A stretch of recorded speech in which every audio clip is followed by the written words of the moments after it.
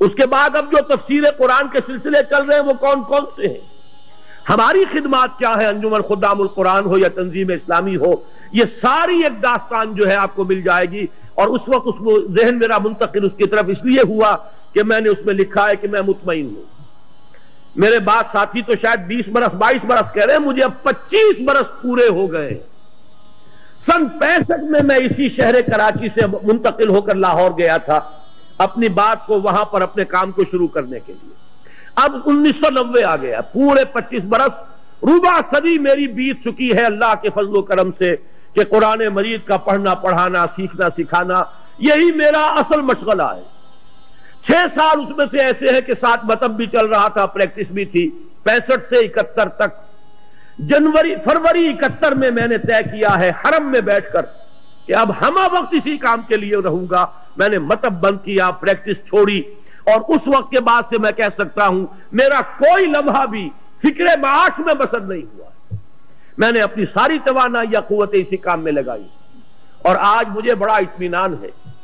میرے یہ دروس آپ یہ نہ سمجھیے کہ اس وقت کوئی اگر 700 800 1000 آدمی بیٹھے سن رہے ہیں تو میری بات وہیں تک پہنچ رہی ہے، مجھ پر تو حقیقت منکشف ہوئی ہے۔ قرآن مجید میں جو کہا گیا کہ حضرت ابراہیم کو اللہ نے حکم دیا تھا اذن فی الناس بالحج یاتوک رجالا علی کل ضامر یاتین من کل فج عمیق، اے ابراہیم ذرا پکارو تو صحیح حج کے لیے لوگوں کو، تمہاری آواز ہم کہاں کہاں تک پہنچائیں گے تمہیں اندازہ بھی نہیں ہو سکتا۔ اذن فی الناس بالحج یاتوک رجالا وعلی کل ضامر، تم دیکھو گے لوگ چلے آئیں گے، پیدل بھی چلے آئیں گے، اور بڑی لاغر اور کمزور اونٹنیوں پر بھی دور دراز کی وادیوں سے سفر کر کے آئیں گے اور حج کریں گے۔ اللہ تعالیٰ کے اپنے غیر مرئی چینلز ہیں، آج وہ غیر مرئی چینل مرئی ہو کر سامنے آ گئے، لاکھوں کی تعداد میں کیسٹ ہے جو پہلے میں حیران ہوتا ہوں۔ ابھی امریکہ گیا تھا، وہاں جو شخص ملتا تھا کوئی کہتا تھا میرے پاس آپ کے 300 کیسٹ ہیں، کوئی کہتا 400 کیسٹ آپ کے میرے پاس ہیں۔ ایک صاحب ملے، انہوں نے بتایا کہ میری زندگی کا مشن یہ بن گیا ہے،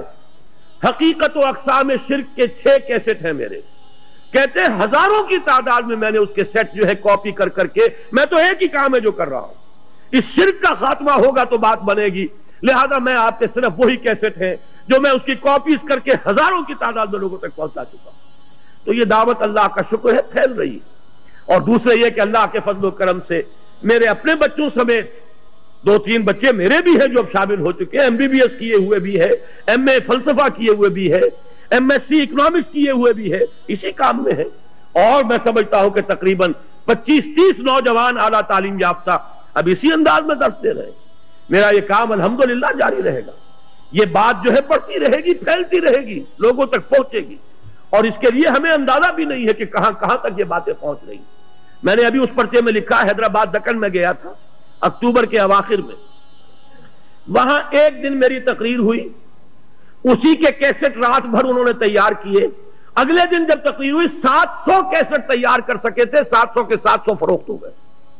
اور یہ کیسٹ وہ شے جو 3 منٹ میں کاپی ہو جاتا ہے، نہ معلوم اس سے آگے کتنی جگہ پر بات پہنچ رہی ہوگی۔ اور رات بھی ہمارے ایک ساتھی نے بتایا، وہاں سیرت النبی کے جلسے میں جو میں نے تقریر کی تھی، وہ تقریر تو تھی تقریباً 1.5 گھنٹے کی، لیکن 15 منٹ کی وہ تقریر، وہ 1.5 لاکھ 2.25 لاکھ کا مجمع تھا، وہ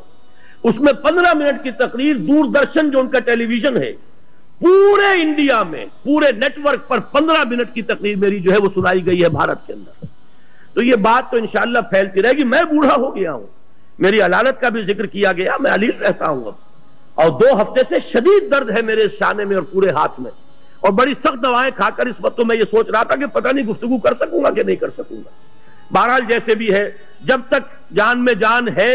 اور جب تک بھی یہ اعضاء و جوارح ساتھ دے رہے ہیں، یہی کام کرنا ہے، اللہ کے اس پیغام کو پہنچانا ہے۔ تو میں عرض کر رہا تھا کہ یہ 2 صفحوں میں بہت قیمتی مواد ہے، اگر قدر و قیمت کا احساس آپ کو ہو، بہت قیمتی تحفہ ہے جو صرف ان 2 ورقوں میں آپ کے پاس آ رہا ہے۔ اگر اس کی قدر کو پہچانے، اسے عام کریں، تو 2 اصطلاحات پہچان لیجئے، پورے انقلاب کا فلسفہ اسی میں ہے۔ جب تک طاقت نہیں ہے، جب تک تعداد کافی نہیں ہے، منظم تربیت یافتہ لوگوں کی تعداد ابھی اتنی نہیں ہے کہ آپ چیلنج تھرو کر سکیں، نہیں انل منکر باللسان کرتے رہیں گے، غلط کو غلط کہیں گے، حرام کو حرام کہیں گے۔ کوئی جمعہ پڑھنا چھوڑتا ہے، چھوڑ جائے، 10 مرتبہ چھوڑ جائے۔ ہمیں محمد الرسول اللہ کا قول پہنچانا ہے کہ الربا 70 جزءا، سود کے گناہ کے 70 حصے ہیں۔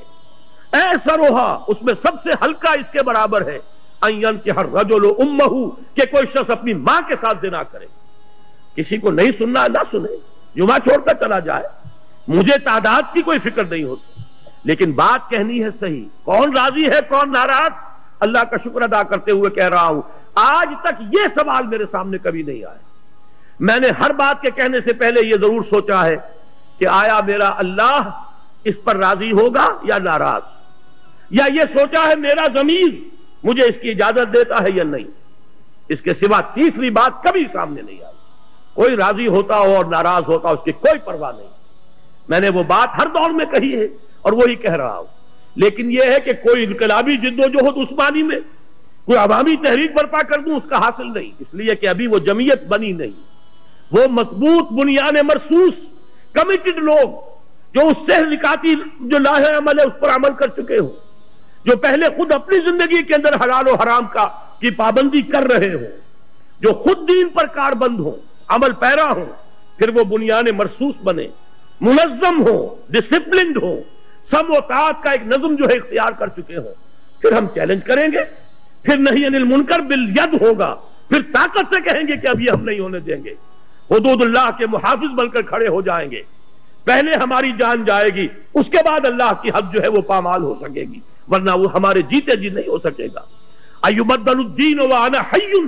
کیا دین میں تبدیلی کر دی جائے گی اور میں زندہ ہوں؟ اللہ تعالی ہمیں اس مقام تک پہنچائے، لیکن اس کے لیے طاقت جو محمد الرسول اللہ نے پہلے فراہم کی دعوت اور تبلیغ کے ذریعے سے، جب طاقت فراہم ہو گئی تب آپ نے جہاد کیا۔ آپ کو معلوم ہے 13 برس تک اسی مکے میں محمد رہے صلی اللہ علیہ وسلم، اسی بیت اللہ کا طواف کرتے رہے جس میں بت رکھے ہوئے تھے، اسی حرم میں کھڑے ہو کر نماز پڑھتے رہے جس میں دائیں بائیں بت تھے۔ آپ نے کسی بت کو توڑا نہیں، طاقت فراہم کی، دعوت، تربیت، تنظیم، اللہ کے شیدائی، اللہ کے فدائی، وہ لوگ ان اللہ اشتری من المؤمنین انفسهم واموالهم بان لهم الجنہ، جو اس کے اوپر کاربند ہو گئے۔ پھر جہاد ہوا، جب فاتح کی حیثیت سے مکے میں داخل ہوئے، پہلا کام یہ کیا جا الحق وزہق الباطل ان الباطل کان زہوقا، یہ الفاظ آپ فرما رہے تھے اور ایک ایک بت کو توڑا جا رہا تھا۔ یہ ہے نبوی طریق انقلاب۔ میں نے 2 جملوں میں بات کر دی ہے، اگر 400 صفحے میں پڑھنی ہے تو وہ منہج انقلاب نبوی والی کتاب ہے، اور اس میں آخری شے یہی ہے، آخری قدم اٹھایا جائے گا کب؟ جب طاقت ہوگی اتنی کہ ہم یہ محسوس کریں کہ اب ہم براہ راست تصادم مول لے سکتے ہیں، اتنی جمعیت ہے منظم لوگوں کی، ڈسپلن ڈیڈیکیٹڈ لوگوں کی، تب کریں گے۔ گویا کہ 2 اصطلاحات کے حوالے سے بات سمجھ میں آتی ہے، نہی عن المنکر باللسان، دعوت، تبلیغ، قلم، کیسٹ، ویڈیو کیسٹ، رسالے، کتابیں، اخبارات، جو بھی آپ کر سکتے ہیں، زبان کا استعمال، قلم کا استعمال، میڈیا کا استعمال، اس کے ذریعے سے نہی عن المنکر باللسان،